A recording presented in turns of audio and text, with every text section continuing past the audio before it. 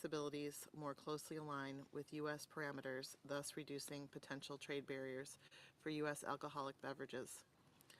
The United States appreciates that Malaysia took its comments into account, which led to the positive development exemplifying the value and importance of open dialogue and bilateral cooperation. We look forward to continued collaboration between our countries.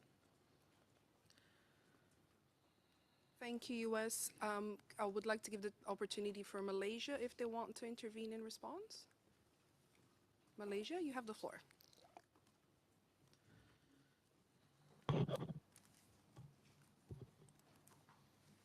Thank you, Chair. Malaysia would just like to appreciate the United States engagement and positive updates in relation to our recent amendment as contained in GTBT and MYS 114 Addendum 1. Malaysia takes this opportunity to reaffirm that we remain committed to the TBT process and will continue to engage with other members should there be any other concerns raised forward. Thank you. Thank you, Malaysia. I would hand over the floor to the US again.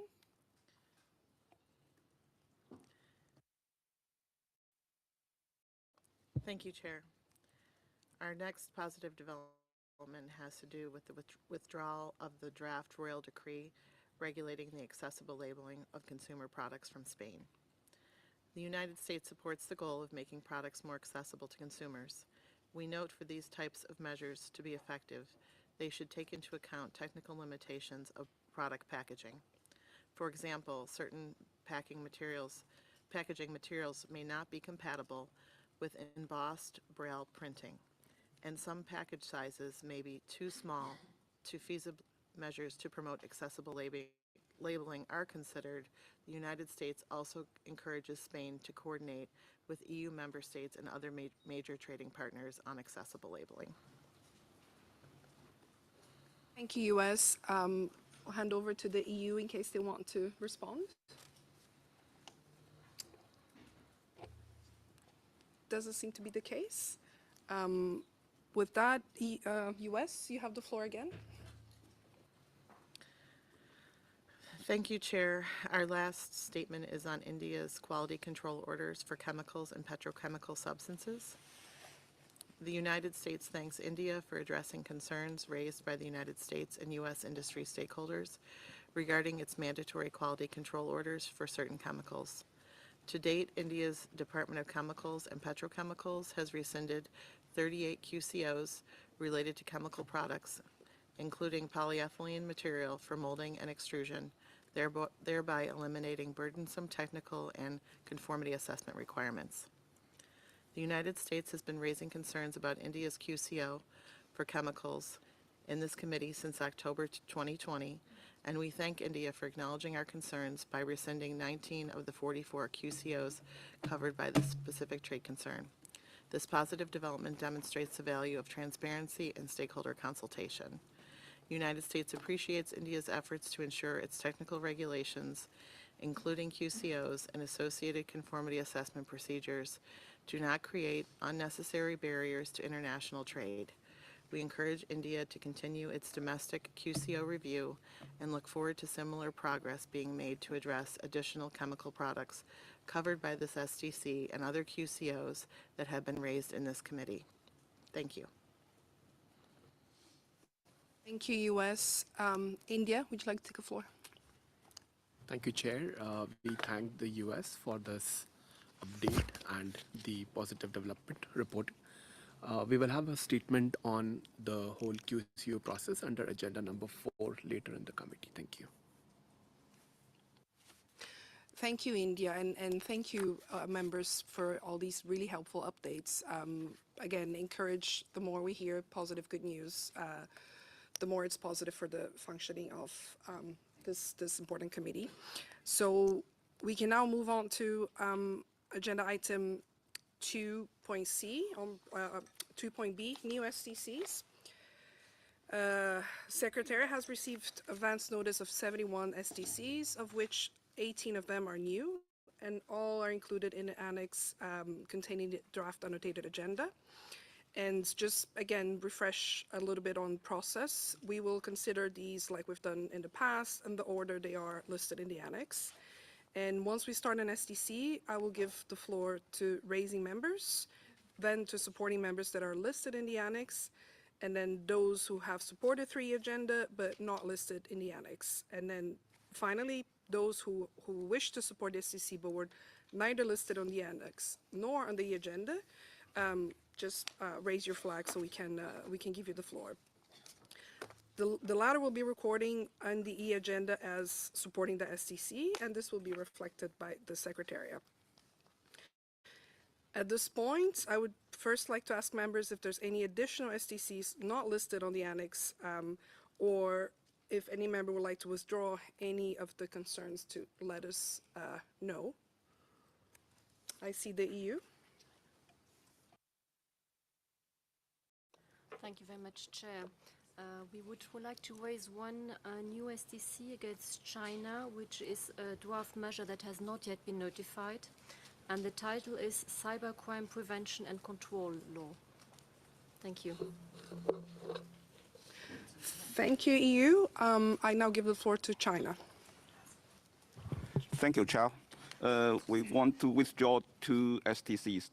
The first is the new STC number 10 regarding Saudi Arabia, Yemen, State of Kuwait, Qatar, Oman, Kingdom of Bahrain, United Arab Emirates, about the tolls for commercial vehicles, tolls part 1.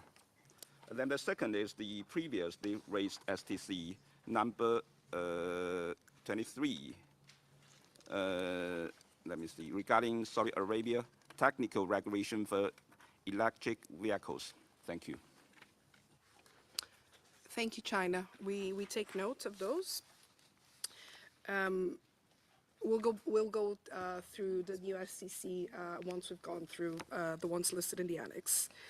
And reminder as well that with respect to the minutes, the Secretary has asked me to remind you that the oral record of the meeting is the definitive reference for the preparation of those. However, when you're taking the floor, you have the option of making a specific request that the full statement as uploaded in the agenda is the one recorded in the minutes. Also, small encouragement from us that when you are raising previous SDCs to focus on key points and new developments to the extent that that's possible.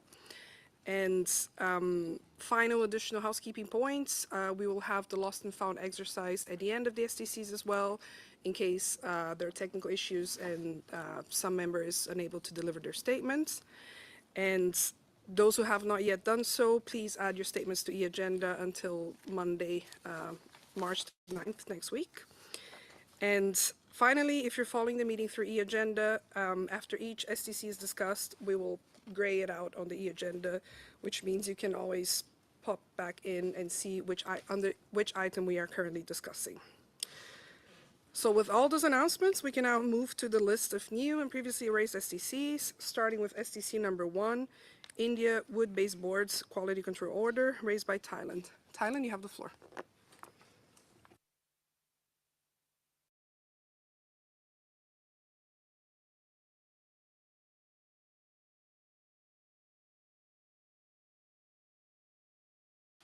Thank you, Chair. Thailand would like to raise a concern regarding India Wood-Based Board Quality Control Order 2023 as notified under GTBT NIND 262.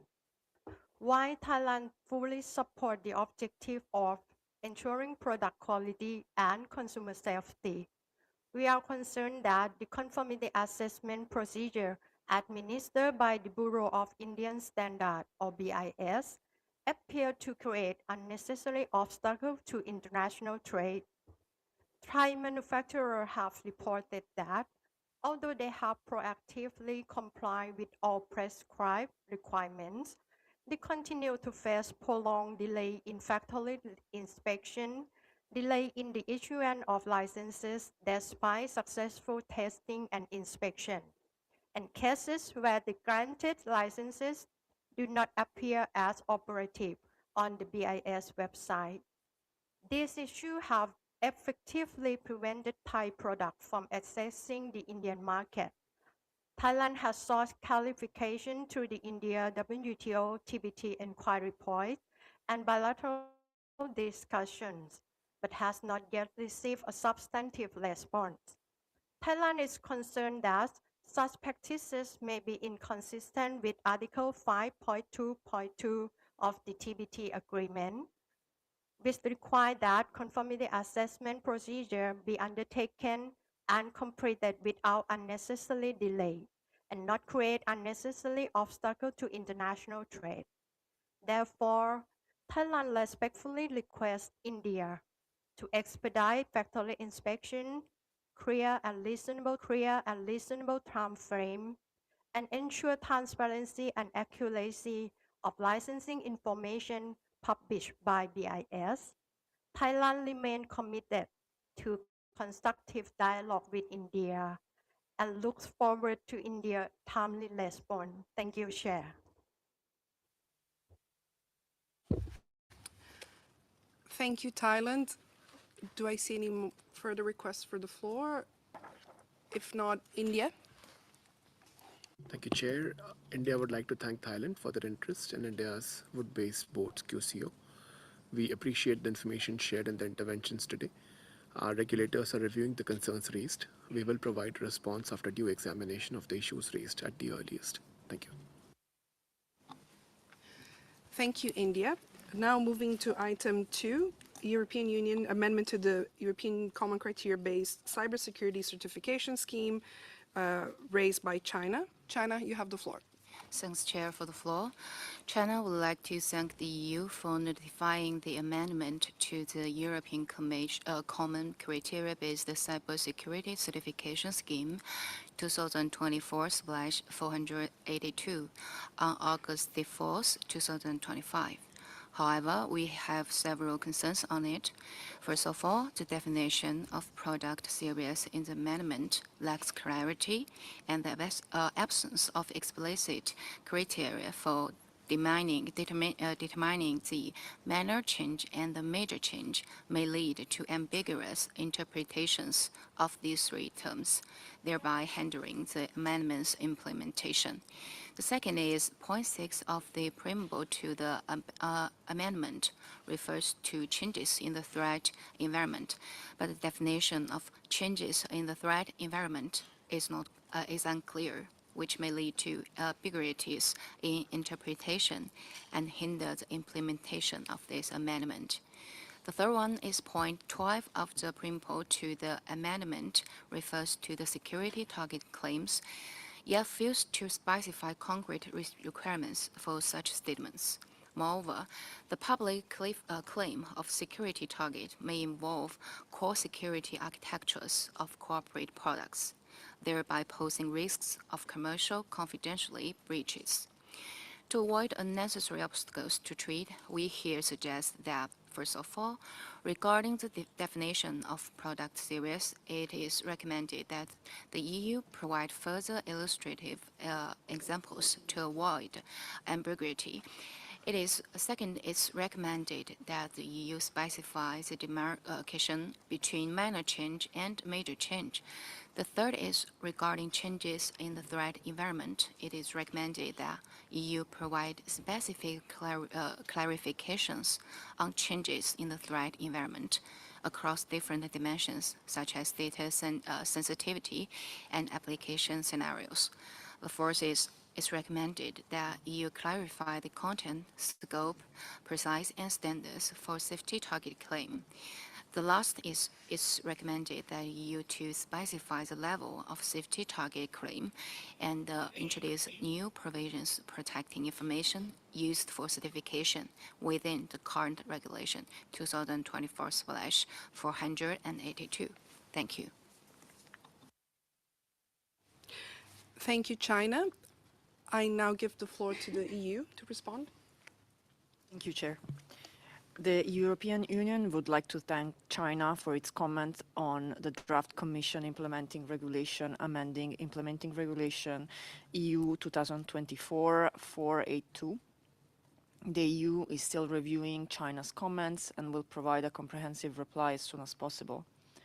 For now, we would like to recall that the EU Common Criteria, EUCC, certification scheme is voluntary in nature and does not constitute any market access requirement as such. Any mandatory use of EUCC would need to be established by relevant union law. Regulation EU 2024-482 establishing the UCC entered into force on 27 February 2024. Its purpose is to provide a common and recognized certification scheme offering assurance on the security of ICT products based on the international standards of common criteria and without imposing unnecessary restrictions. The current proposal concerns an amendment to update and further develop specific aspects of the scheme to ensure its uniform implementation in response to technological progress and evolving market needs. Thank you. Thank you, EU. We now move on to item 3, Mexico drug registration requirements raised by China. China, you have the floor. Thanks, Chair, for the floor.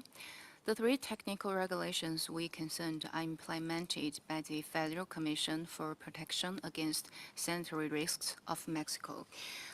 The regulations require that when reviewing genetic drug applications, Mexican regulators demand that foreign applicants submit the entire set of original inspection records for both the active pharmaceutical ingredient and the final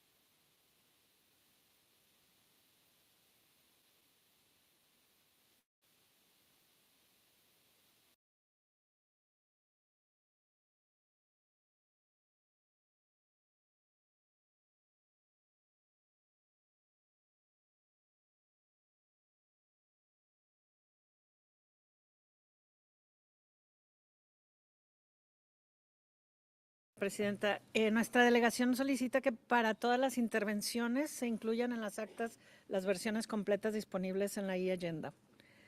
México agradece a la delegación de China por su declaración y los comentarios respecto a la NOM 059 y la guía del documento técnico.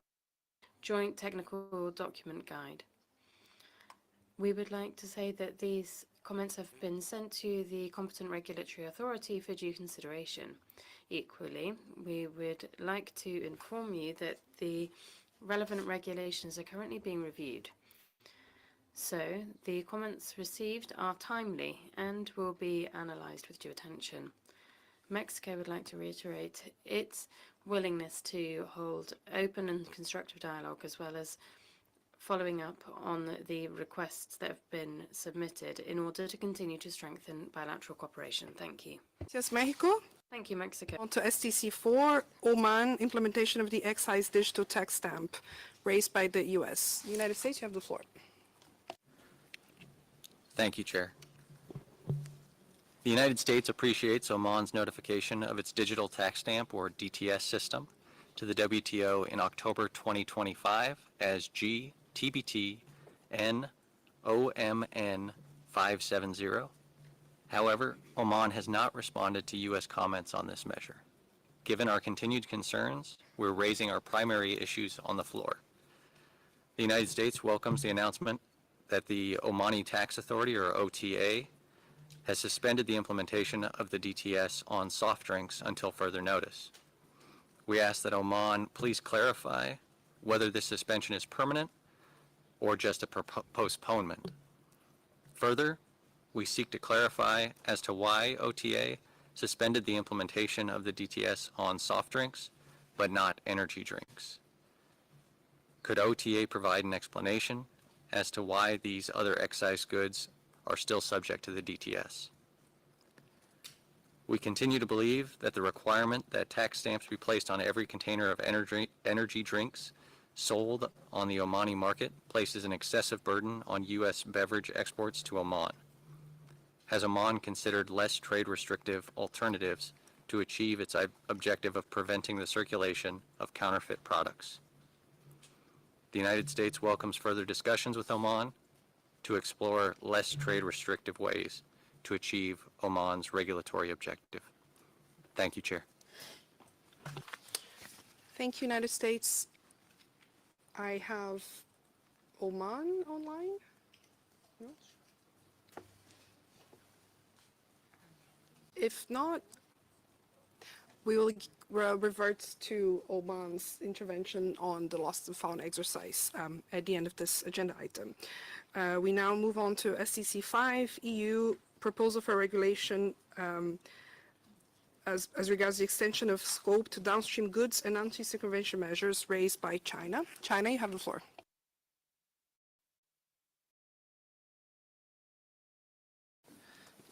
Thanks, Chair. The European Commission published the proposal for a regulation of the European Parliament and the Council amending regulation EU 2023/956 as regards the extension of its scope to downstream goods and anti-circumvention measures on December 17, 2025, proposing significant revisions to the current carbon border adjustment mechanism.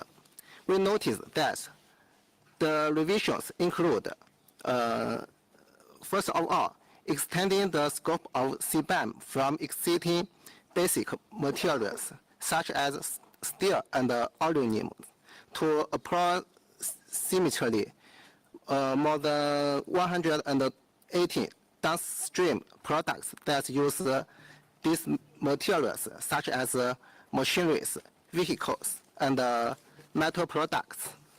Second, introducing a broad definition of abusive practices and regulatory authorization is politically authorizing the European Commission to impose additional reporting requirements on specific combinations of goods and countries of origin deemed to be at high risk of abuse.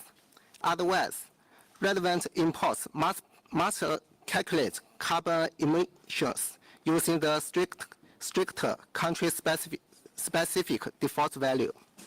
Third, modifying the calculation method for the emission factor of electricity imports to include non-fossil energy, electricity, and simplify the conditions for declaring actual emission values. Fourth, including pre-consumer steel and aluminum scrap in the CBAM precursor list, tracing the emission from their production process.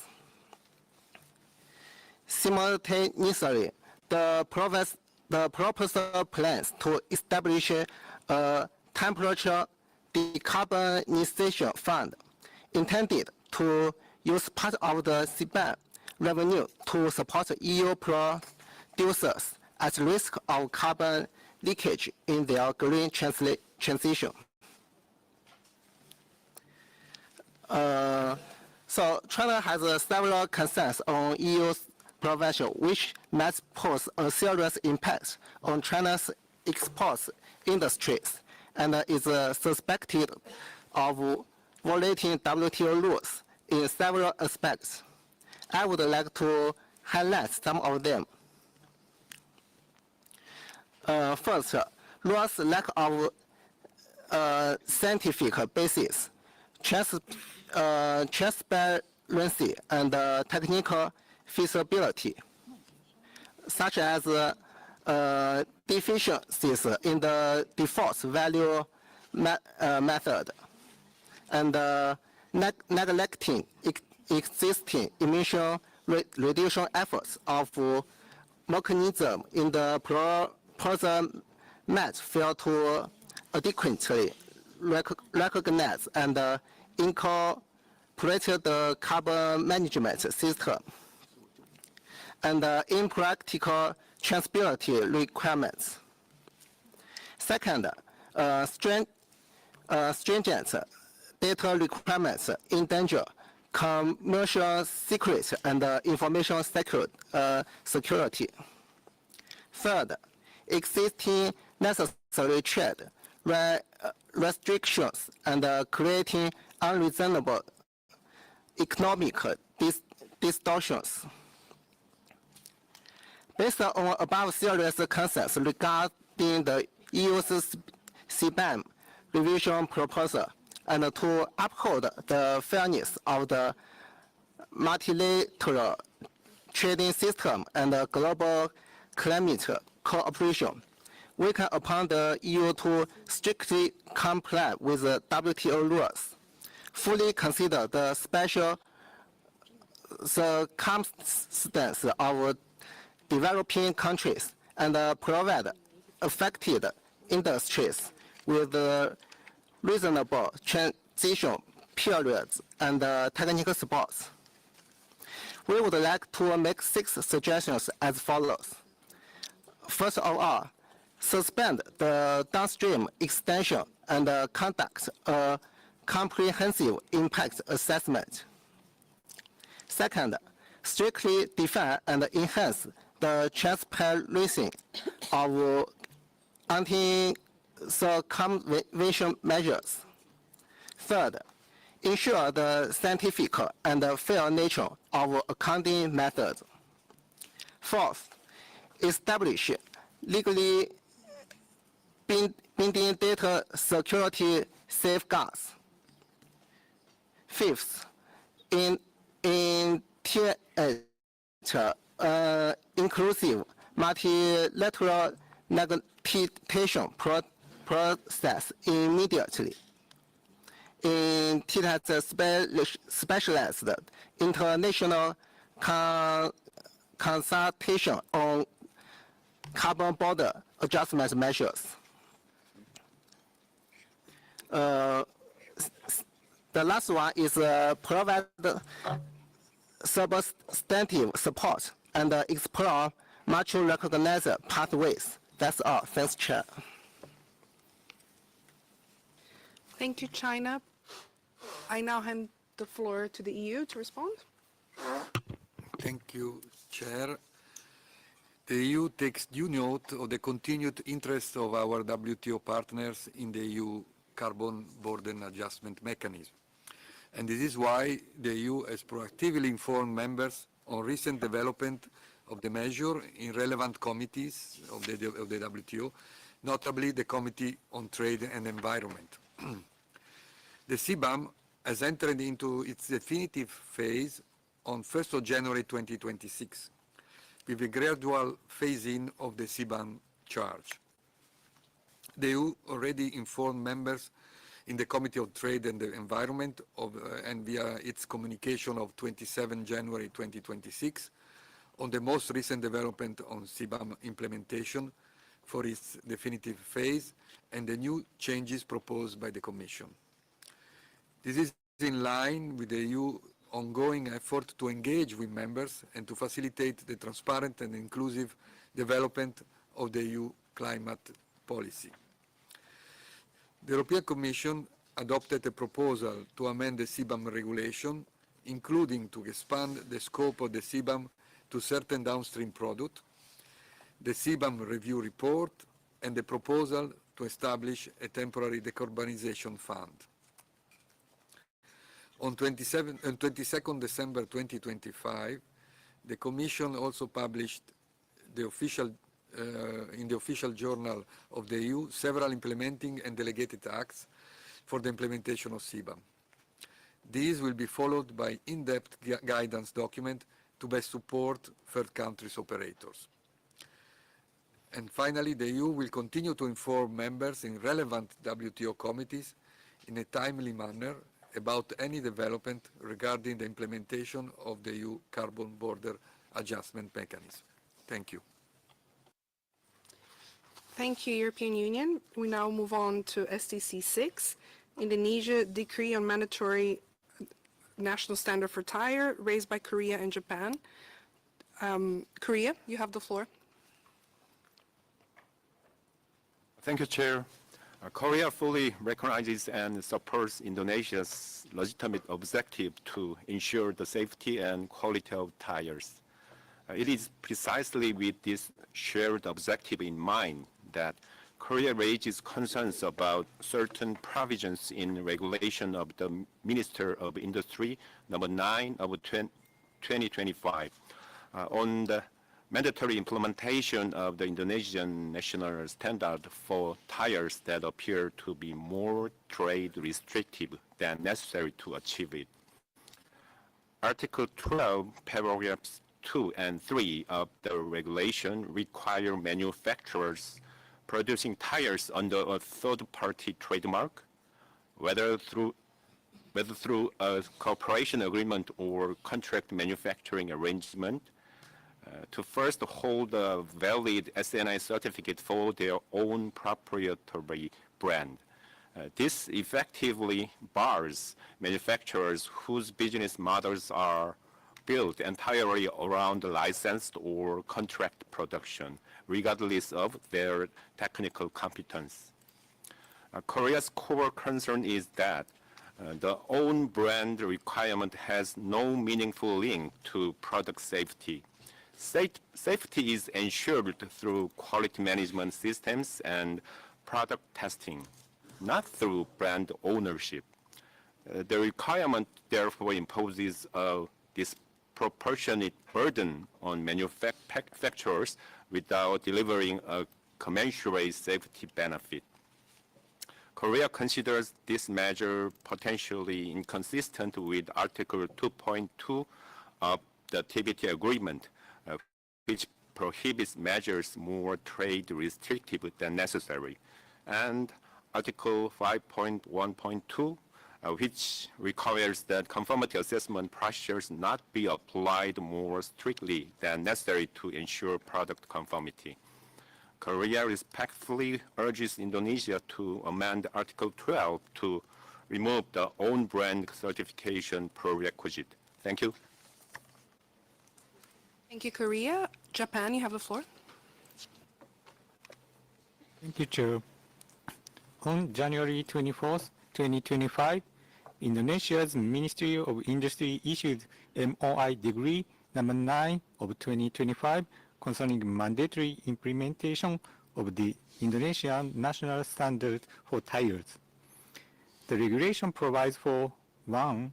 The transition to the 2019 SNI tire standards, SNI 98-2019, SNI 99-2019, SNI 100-2019, and SNI 101-2019 for current technical regulations. 2. Revised factory audit requirements, and 3. The implementation schedule. For the effective date, July 24th, 2025, until the mandatory enforcement date, July 24th, 2026, products testing for Indonesia must transition to the 2019 SNI tire standard and update the certification evidencing conformity to those standards. On June 3rd, 2025, Indonesia issued MOI Decree number 2582 of 2025, which designates the certification body and accredited testing laboratories responsible for conformity assessment under this scheme. However, 7 certification bodies are designated for domestic tire plants, while only 3 government affiliated bodies are designated to handle overseas plants. In addition, auditors from those government-affiliated bodies have experienced delays in obtaining exit permits, which has slowed overseas audit and certification transitions. Overseas manufacturing plants face material challenges in completing the transition on time. In addition, MOI Degree number 9 of 2025, auditors are required to return to their base location after completing each plant audit.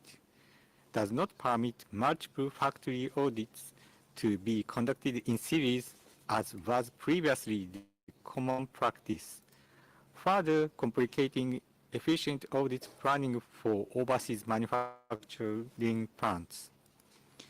Given these circumstances, obtaining or switching certifications requires additional lead time. Meeting the July 24th, 2026 mandatory enforcement date appears infeasible. We therefore request that Indonesia provide an appropriate implementation period pursuant to Article 9.5 of the TBT agreement.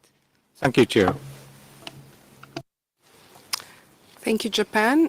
I now have Indonesia online.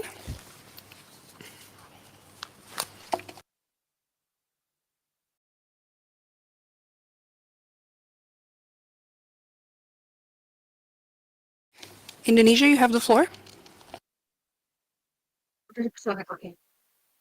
Thank you, Chair.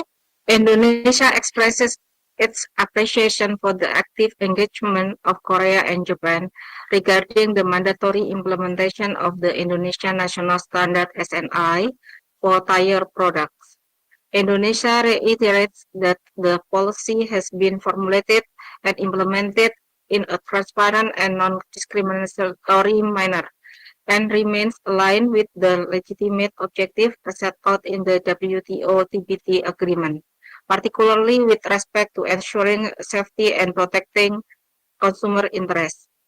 The provision contained in the Minister of Industry regulation are intended to provide clarity and legal certainty by explicitly designating SNI as the applicable standard in Indonesia. In the development of the relevant SNI, Indonesia has referred to and incorporated pertinent international standards and technical references, with a view to maintaining consistency with global standardization practices and developments. Indonesia further emphasized that certificates issued under the previous regulatory framework continue to be recognized and shall remain valid for a maximum period of 1 year following the entry into force of the new regulation. This transitional arrangement is designed to provide adequate time for business operators to adjust, while ensuring the continuity and stability of market supply. With respect to the request for the additional implementation period, Indonesia would like to clarify the transition period was determined following regulatory impact assessment prior to the issuance of the regulation. The time frame was carefully established to provide sufficient opportunity for both domestic and overseas manufacturers to adjust to the revised requirements. The transition period has been formally stipulated in the regulation and constitutes a binding implementation schedule. At this stage, the Ministry does not envisage any amendments to the established deadline. Nevertheless, the government remains committed to facilitating smooth implementation. In this regard, the coordination with the destination certification bodies will continue to be strengthened to optimize audit scheduling and resource allocation. The requirement for the manufacturers to first obtain an SNI certificate for their own proprietary brand prior to producing under the third-party trademark is intended to ensure equal treatment and to confirm that manufacturers possesses verified technical competence and an established quality control system. For clarification, holding an SNI certificate for a proprietary brand does not automatically oblige manufacturers to place such products on the market. Where products under the manufacturer's own brand are not commercially distributed, the manufacturer is only required to obtain the SNE certificate as evidence of compliance with the applicable technical and quality management system requirements, without any obligation to apply for the issuance of the SPPT SNE for commercial circulation. Indonesia takes note of the request made by Japan and Korea. The Ministry of Industry will continue to process all certification applications in accordance with the applicable laws and procedure, while upholding the principle of transparency, objectivity, and non-discrimination. Indonesia remains committed to continuing constructive technical dialogue with Japan and Korea to ensure that the implementation of the regulation is carried out effectively and proportionally and remains fully consistent with Indonesia's international obligation without creating unnecessary obstacles to trade. Thank you, Chair. Thank you, Indonesia. We now move on to STC 7, United Arab Emirates Energy Efficient Label for Large Capacity Air Conditioners, raised by China. China, you have the floor. Thanks, Chair. China has sent comments on notification GTBT ARE 622, which is the draft regulation of UAE S5010/2022 to the UAE during comment period. And we appreciated that the UAE has considered some of our suggestions. However, the version of UAE published on November 15, 2025 lacks minimum efficiency CSPF T3 requirements for VRF multi-spirit air conditioners. Heat pumps with a rated cooling capacity below 19.05 km². Consequently, there will be no standard basis for VRF multi-spirit air conditioners. Heat pump with a rated cooling capacity below 19.05 km² in the regulation. In compliance with the requirements within the GTBT and ARE 622 draft notification regulations. Therefore, China would like to make two suggestions. First, considering that the published version UAE regulation has not been notified to members through optional WTO TBT notification, enterprises can't obtain information about the updated information about certification system, which does not comply with the principle of agreement on technical barriers to trade, and will inevitably result in unnecessary cost, increase in terms of time and money for trade entities other than United Arab Emirates. We suggest that United Arab Emirates make a supplement notification to WTO in time. Second, considering that the absence of requirements considering minimum efficiency CSPF T3 for VRF multi-spirit air conditioners, heat pump within UAE regulation, we suggest that United Arab Emirates shall supplement the minimum efficiency CSPF T3 requirements for VRF below 19.05 km² as soon as possible. Thanks, Chair. Thank you, China. I now give the floor to the United Arab Emirates.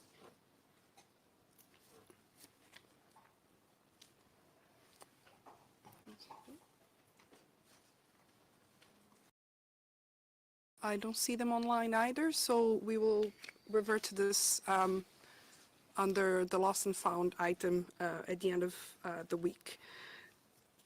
We now Vietnam decision on import of used machinery raised by China. China, you have the floor. Thanks, Chair. First of all, China would like to express our special thanks to Vietnam for holding bilateral consultation on the relevant measures for the imports of used machinery earlier, and for giving us 4 opportunities for communication and discussion.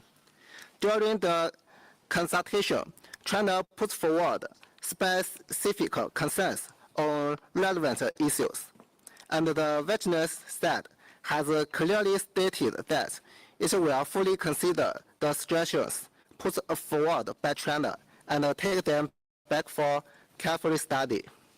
Here, China hopes that when revising the relevant rules in the future, Vietnam can include Chinese standards in its list of recognized compliance standards, promote the establishment of a mutual recognition mechanism for standards and conformity assessment between China and Vietnam, and further facilitate bilateral trade. And we will look forward to Vietnam's feedback soon in the future. Thank you, Chair. Thank you, China. I now give the floor to Vietnam to respond.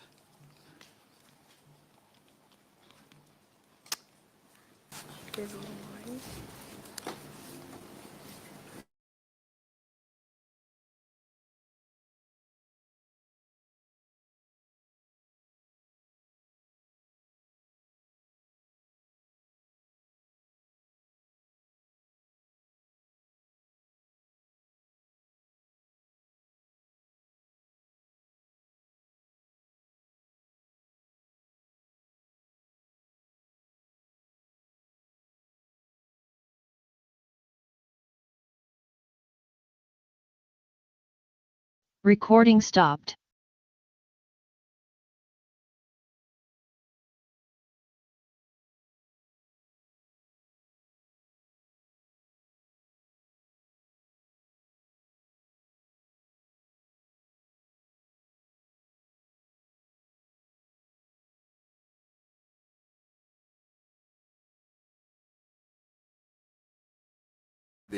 Article 2.9. The measure has yet to be notified, and as far as we know, there were no opportunities for interested parties to comment on the proposed measure as required by the TPT agreement. Under Article 2.1, the measure must be non-discriminatory to domestic-like products such as conventional cigarettes. In the same vein, with respect to Article 2.2, members must ensure that measures are not more trade restrictive than necessary. HTPs are widely marketed globally in more than 80 countries, many with robust regulatory frameworks. Therefore, less trade restrictive alternative measures already exist. It is our view that a total prohibition of HTPs may be inconsistent with Articles 2.1 and 2.2 of the TPT agreement.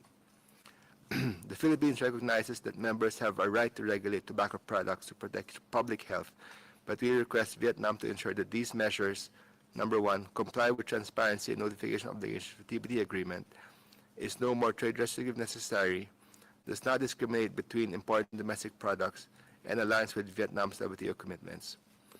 We request Vietnam to notify the measure of the TPT committee and to clarify the justification, scope, and implementation of the ban on heated tobacco products. We look forward to constructive engagement and stand ready to discuss this matter both in the committee and bilaterally with the Vietnamese delegation.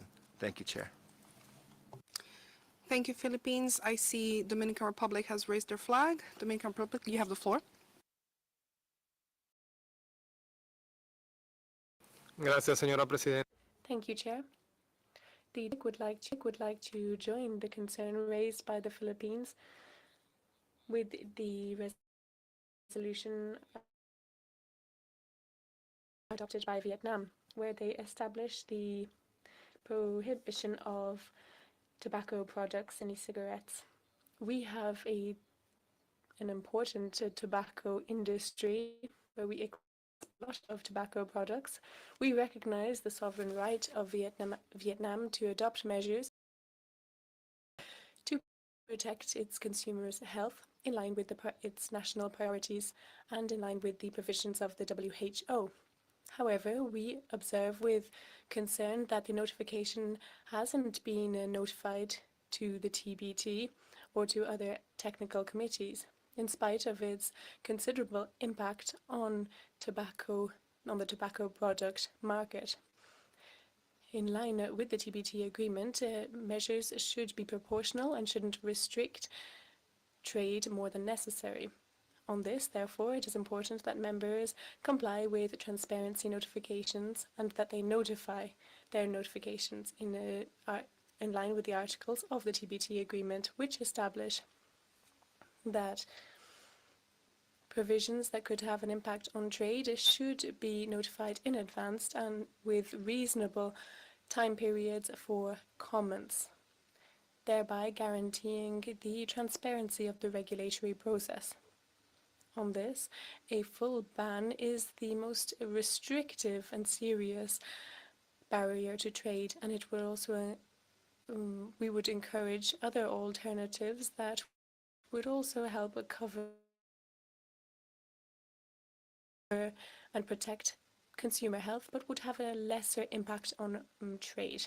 We encourage the Vietnam government to provide more clarity on the technical basis of this measure, and as well as its compatibility with the provisions of the TBT agreement. We also encourage them to create constructive dialogue with interested parties so that we can achieve a balanced solution. Thank you. Gracias, República Dominicana.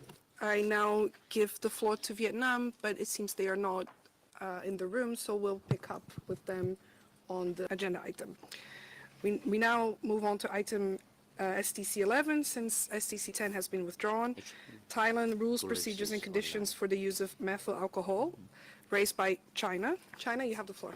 Thanks, Chair, for the floor.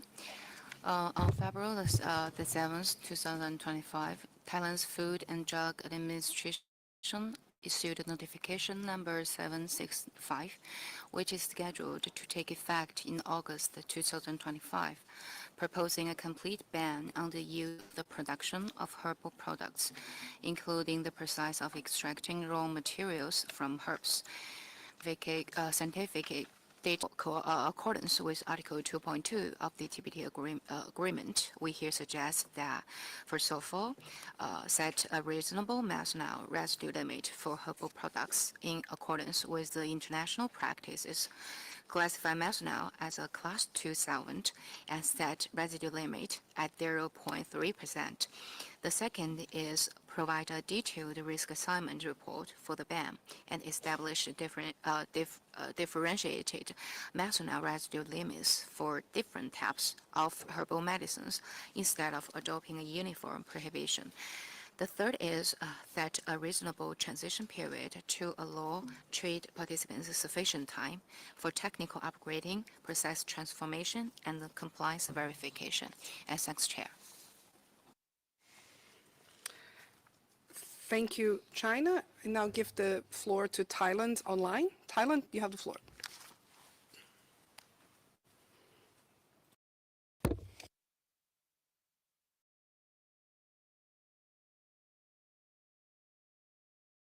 Thailand would like to thank China for its interest in Thailand's notified measure, CTBT NTHA 765, and for the comments shared today.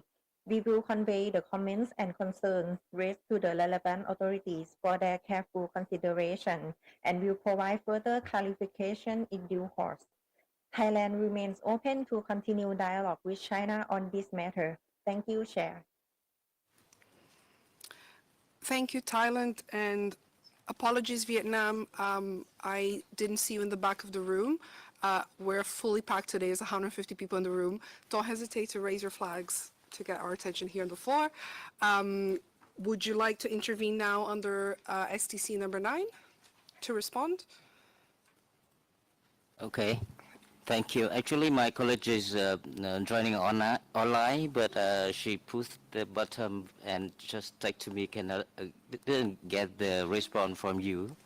So, okay, so thank you. I will coming back to the STC number 9, right?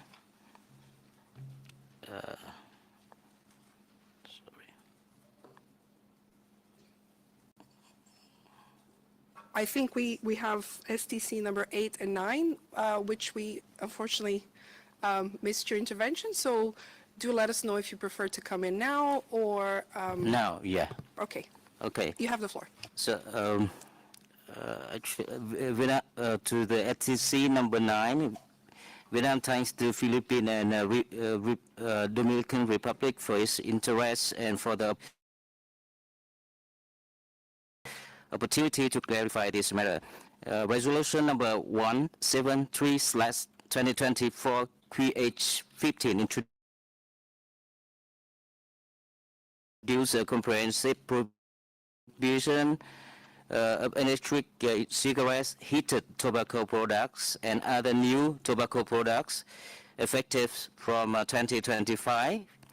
The revolution will adopt in response to urgent public health concerns, particularly the rapid increase in usage and documents with these products, including cases of acute poison and lung injury. The measures pursue the legitimate objectives of protecting human health, especially the health of children and adolescents. It is grounded in domestic scientific assessments, national evidence, and recommendation from the WHO. Vietnam is also the party of the WHO Framework Convention on Tobacco Control and remain committed to safeguarding public health. In addition, Vietnam would like to clarify the resolution number 173 is not a technical regulation within the meaning of the TPT agreement, as it does not prescribe product characteristics or conformity assessment procedures. Rather, it is a public health measure adopted by a National Assembly to prohibit certain tobacco products in order to protect human life and health. Vietnam considers that this measure is consistent with its right and obligation under WTO agreements and ATIGA, including Article 20B of the GATT 1984 and Article 8 of the ATIGA, which allow members to adopt measures necessary to protect human life and or health. Furthermore, the prohibition applies equally to domestic and imported products and does not discriminate among trading partners. Vietnam remains open to constructive dialogue and information exchange. Thank you. Thank you, Vietnam. Would you like to intervene under item STC 8? Okay.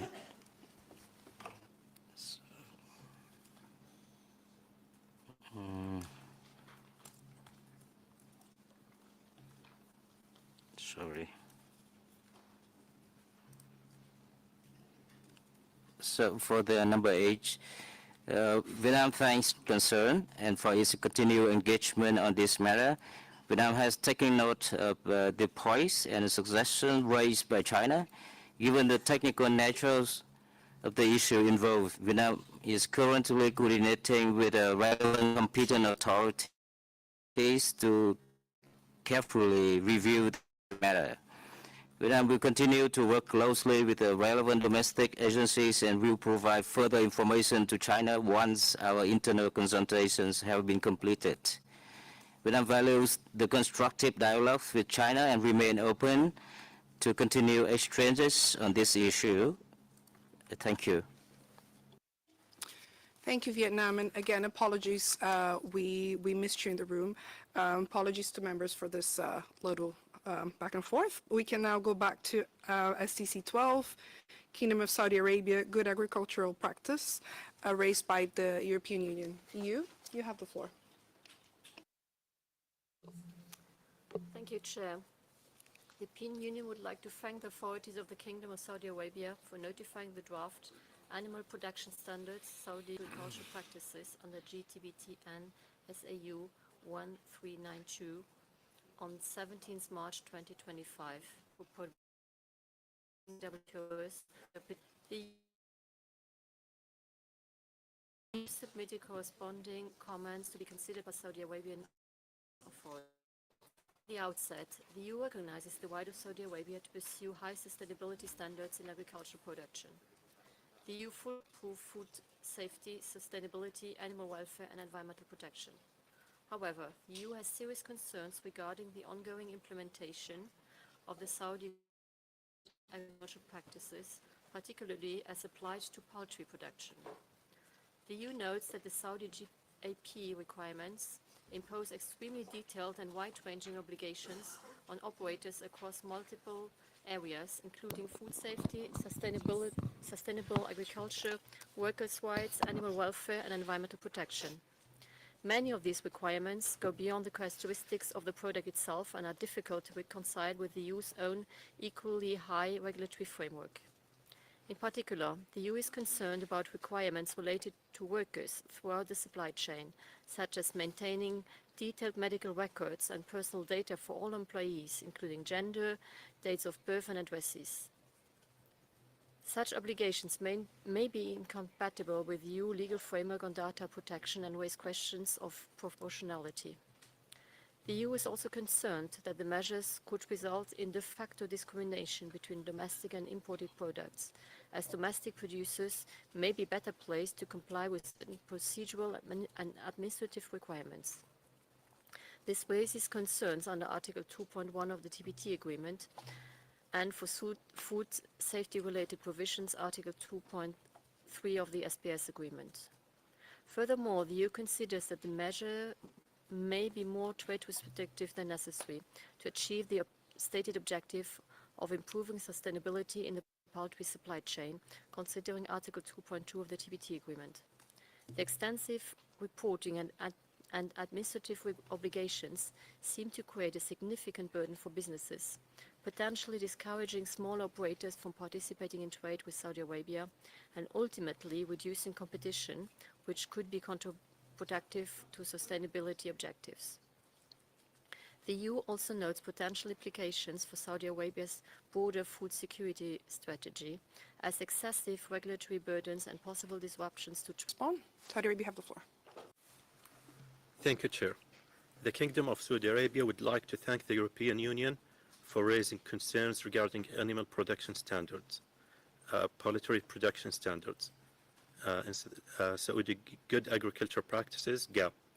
The Kingdom is pleased to clarify that Saudi GAP is a national certification program applicable to both domestic and foreign producers to ensure compliance with Saudi requirements regarding food safety, traceability, environmental compliance, animal welfare, biosecurity, and responsible farm management practices. This measure will strengthen supply chain traceability, improve environmental sustainability, and safeguard animal welfare. In addition, it's by streamlining conformity assessment procedures prior to arrival.